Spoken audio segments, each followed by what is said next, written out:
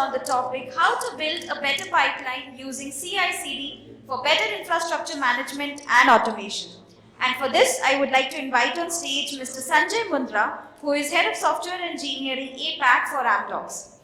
Giving a brief introduction, Mr. Sanjay Mundra is a seasoned management executive with over 24 plus years of international experience in leading large software and data transformation programs as Program Manager and Development Director. He has been delivering solutions for all APAC accounts, working with pioneers like solution architects and solution managers in this region. With this, please welcome Sanjay with a big round of applause. I think here we have very diverse domain experts. It's from telecom, from banking, from other all fintechs, and this is an opportunity and say honor for me to be here in front of you. And thank you 𝐓𝐵 for inviting me for this. What I see and when I was meeting in the break, that I'm one of the consumer of all these open source. Somebody said that come and visit to Redhat stall. I said I know lots about Redhat because we are one of the biggest consumer of using Redhat in so many projects. We in Amdocs have around 200 projects, 200 plus projects running. Every day we have 6 to 10 deployment in across the globe. Very big. I'm not saying that everything is DevOps. Some of them are DevSecOps, some of them are 100% DevOps, and some of them are partially moving to it. So with this variety of presence here, what I want to say that it's not only a software, a process that is making DevOps. I think the synergy between the technical leaders and the software is making it working fine, and this is very critical today. What I will do, I will just go over, I will not read slides. Slides, they have too much of information, but I will share some insights that I enjoy. I'll not say feel, okay? I enjoy day to day while working with the DevOps, and when we do deployments, automation and everything. So I will go over with these slides. So I will touch these all why, what tools that we are using, why we need this DevOps. Even all of us are fully aware about it, but I will just give my perspective. All the tools, and should we move to microservices? What are the challenges? What are the legal issues that we have, and what we should? Even the speakers prior to me, they already covered part of the security part of it a lot. But I will also touch base that from the compliance point of view, where are we? This is the definition that I like the most. I will connect this definition with two things. One is that definitely it's not only the software, but it is also people and processes that make it a complete DevOps. I also follow, it's not again a specific religion based, but when I try to compare that is DevOps, how it is connected with us, and I connect it with simple 𝐷𝐵 𝐓𝐵, where I think it's like a karma yoga, where we have 4 terms in karma yoga. I think it's very interesting to connect these two. One is to do dharma, which is my duty, to develop a good software, continuously make it very effective, optimize from all the corners. The second is that self-test act, is like 𝐷𝐶𝐴 curve. You keep on doing. Automation is like a very clear 𝐷𝐶𝐴 curve that you make it, you are not making it for yourself, you are making it for your company, for your colleagues, for your team. And then it is keep on working, it's not expecting anything. The third one is like detachment from the output. I have every day deployment, every day 6 to 8 deployment, and the automation cycle that we have made, from development till the end of deployment, and then the feedback loop. It's like we are not attached with it. It's already done. Now it is working overnight, unattended. And the last one is definitely continuous improvement. That in my all these 3 duties, my dharma, my 𝐷𝐶𝐴, or my detachment from the output, it should continuously improve. That is, I just connected the definition in this way with our religions. And I think it's not only this religion, all the religions follow all these kind of things. I'll not read, but I'm saying that with DevOps, we as a company have seen multifold benefits. And when I was visiting the stalls, and I will go again, I think most of them we are already using, and I have not to take from them. But if I just see the time to market, and I will not go in each and everything, but I'm saying the time to market has increased. Now, customer earlier when I was a developer, we used to develop and deploy in 1.5 years. A full transformation project, like you said, like in my days. But now they need in 3 weeks. So from requirement to deployment in 3 weeks or 3 weeks cadence, 7 weeks cadence and all, it's very difficult, but with help of a fully defined CI/CD cycle and automated process, it is processed we are saying 46 times faster deployments. Or I will not read, but we see that we have huge value coming out of this. Now, why we need this? Like, and again, this is insight from my experience.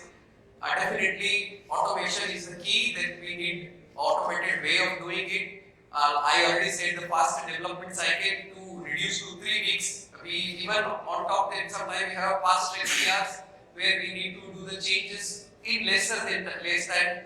Because I will connect it with the iPhone launch last week only when we had live iPhone launch. Requirements coming because there is so much competition between different vendors, the service providers. And they want to keep something secret, and then last 2 weeks before the launch, they want to release some feature, they want to have different rates. And for that, if I need to go through the full cycle, I know that with help of my complete ready CI/CD, I can do it. I can commit also that yes, it is possible to take that kind of challenge. It was never possible before. All other consistency definitely is not person dependent, and now with a defined cycle, it go very quickly. Quality collaboration. When I say DevOps, it's I think 𝐷𝗱𝗏 or 𝐷𝗱𝗏, like development shop and the operation shop, they were never together before. Now bringing them together, no, it's like it's a marriage between development and operation, and the collaboration that we have between these two, it's making big impact on our day-to-day life. Otherwise, it's not my job, it's your job, and it happens in all software companies, not only in one company that are working. And the next one is scalability. Scalability, like I said earlier, you used to have 30-40 people. I know in my days, you used to travel to site, 30 people are traveling to site for the deployment. Now we are doing it from home. We just on a click. So with this automation and all, the last one I will cover in the next slide, the rollback and recovery, and I will also want to hear from you that how many of you have faced, but we'll come in next slide. Other things like monitoring, risk reduction, a complete loop, feedback loop, security, compliance. These are the benefits of that why we need it. What I will do, I will quickly go that in my company that what we are doing now when we are doing a full CI/CD cycle. So it will start with, again, it's not new, but I will just quickly go in some business planning. Then we have development, then integration and testing, then we do deployment and monitoring, and then the feedback loop continue to provide us the outcome. So when we do a new setup, definitely I will come to the slide where we are discussing about the tools and what we are using, but there are two parts of it. One is that full setup, project setup, like you have a plan, that how you are going to set up, and then you have this DevOps cycle, where you have continuously CI/CD activity happening. When we have all these, definitely we have challenges. Okay, so I will share some complexity that we, as a development company, experience while we are doing it.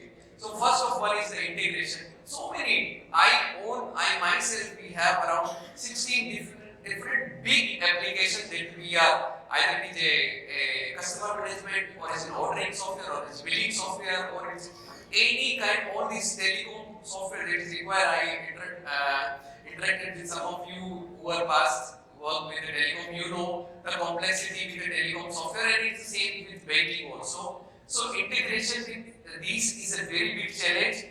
With CI/CD, definitely, maybe initial setup is very challenging, but later on, this gives the benefit of the automation or the integration. Automated testing. This is very interesting. Automated testing. Earlier, for every change that we used to make, you need to have a very defined cycle. You need somebody to come and test. But now, in most of my projects, we have an automated test from the basic sanity till the deployment that we are doing. So for every cycle we have automated checks and they are done unattended every night. So if I am doing any change, I am very fearless. If there is any mistake, first of all, I will do all precautions, but if there is a mistake and if it is impacting my existing software, the regression sanity will run every night. I think some of you must have experienced that this kind of automation in testing always help me have in-house tools. So I will talk about two tools which are in-house developed by us and rest of the open source. So one of them is an automated testing suite that we have that is customized for every customer and we keep on updating it based on the requirement for each of the customer.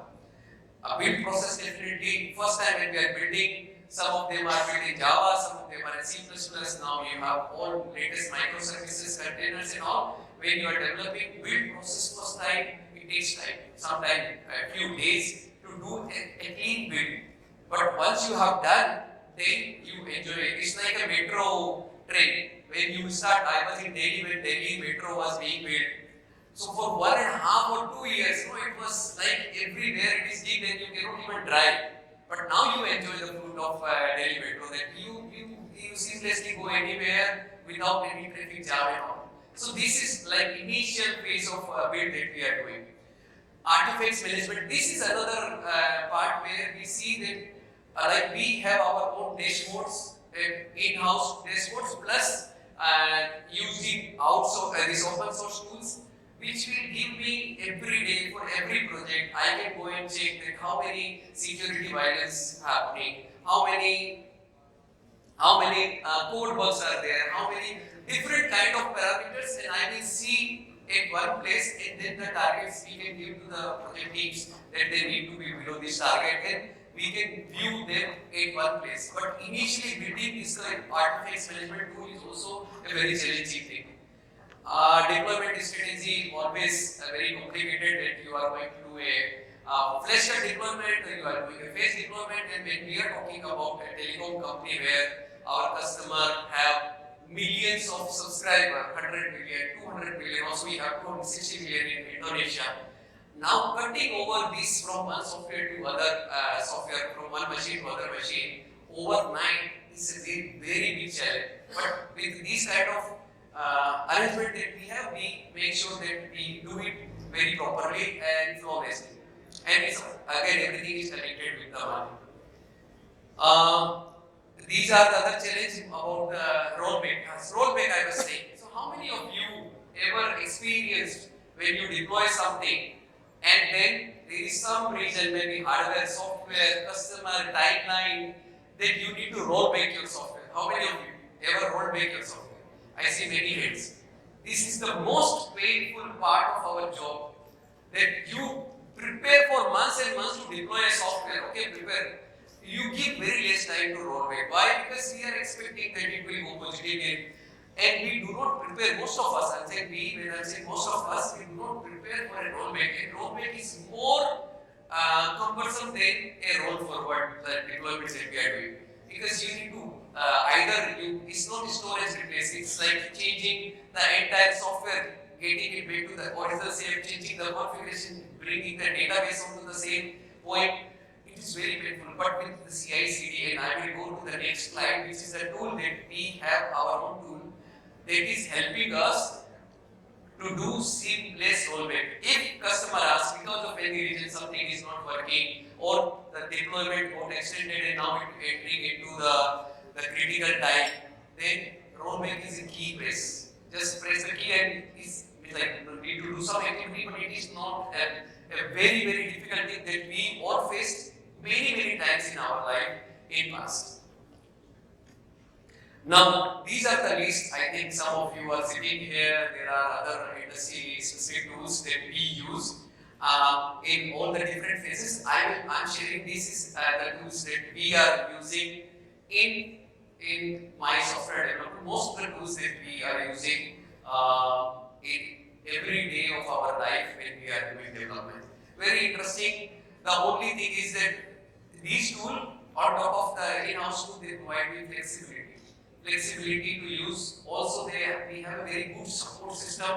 They also support with like very active support from the community that we get. But sometimes it's challenging, like someone was sharing it, that they are changing every night and you do not know what you have is going to be a problem later on because it's open source.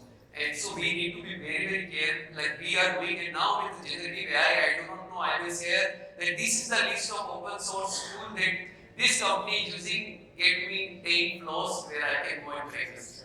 And this ChatGPT or some other AI tools will bring it to it. So we already, like in telecom domain and in all other domain, we see the security breach happening every day. So we need to be very careful when we are selecting a tool to use. Now, another topic that we have other than this tool, that we work in a very, very legacy system where we used to do this transition from transformation projects and all. Now, moving to microservices is definitely, there are lots of challenges, I said, on the legacy. And when I said 16 applications that I am using, the top application, but most of the time, I am saying one of my customer in Asia itself has 200 vendors, 200 different vendors. One is providing this service, another providing this service. Now when we are doing a full-fledged, not possible, sorry, a very good CI/CD system that I need to bring everybody to deploy together. It's very bring out from the legacy integration, very difficult. And second is, I think it was discussed before, the cultural shift, that everything can happen with a click, can we do it like this and not. We already talked about complexity, data migration, testing, and scalability challenge. That is definitely when we are talking about transformation of projects of size of say 800 or 1000 months of development, and now we need to make our tools scalable to do that kind of deployment overnight with 200 million customer migration. Very challenging. But every challenge comes with some opportunities. I'll not read, but again, we already discussed that it's very, very easy to work with the tools that we have available, and we can make better utilization of resources, better utilization of our time. We can deliver more to the market. We can have quality delivery. We are very confident that it is a secure software that we can sleep well. And it's not there that we can sleep well, but I know that most of you must have spent sleepless night in office or at customer side. But now with these tools, it is making that instead of 40 people, 25, 10 can do the same work, and they can go back and sleep in their hotels with what running customer side. But we, when in my development time, we spend nights in office just to verify that after deployment, go and check every code, it is finally copied or not copied, if this is done or not, the configuration change is done or not. And then you do sanity. Before customer starts sanity, you need to run your own sanity. So many challenges now. Once I deploy, I also get a report that yes, this is maybe one is wrong, and you go and check, okay, this was fine, not fine, you do all the calculation. These kind of dashboards make operation life very good. But again, it comes with development and operation when they come together. This is the in-house tool that I said I will talk about. Then when we talk about how we are getting productivity from this tool. So this is the tool that we have. Then we start in-house tool that start from once we are commit a code, every small piece of code, how it goes to build, how it goes to the full cycle of deployment in my local environment, how I do a testing, a full-fledged testing, a regression test, a sanity test, a move forward test, every kind of test. It's not only just doing regression, maybe progression test, I need just to update. And after I am very sure that it is done, I have 60 environment, or customer have 20 environment. If I need to move, I just click one click of transfer, I transfer it to all these environment. All the environment are consistent, they have same code base. I can manage it. My branching strategy for code maintenance, it is very easy with this. So, and then after deploying it, some test environment, we go to production. And from production, again, any feedback come back to us, and it's full loop. So with this software, and if I need to do rollback, also it is possible using this software. Sometimes in some setup you do not have a full rollback, you need to do data rollback manually. But it's like I said, fourth point of 𝐸 that continuously we need to improve. And again, now when I said 𝐸 or connecting DevOps with this the way that we are working, we should be working very religiously. Religious is not religion, but we should be doing our work in a way that we are not making mistakes. Because every single mistake not only cost in terms of dollar to our customer, but from the security breach point of view, it's like use where the personal information and it's not very strict in India. We share our personal details very commonly, you can find anywhere. But in US, in Singapore, in Australia, it's a crime that I share my personal information. So I'll talk about automation.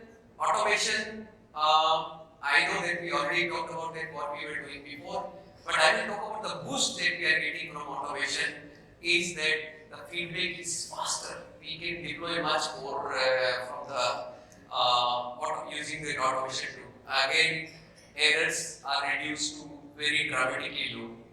Last slide about the compliance. It's very important that although we have all the system built, but from the compliance point, are we ready? So there are several areas where we should be talking about either as a DevSecOps or by visibility, a very zero trust architecture.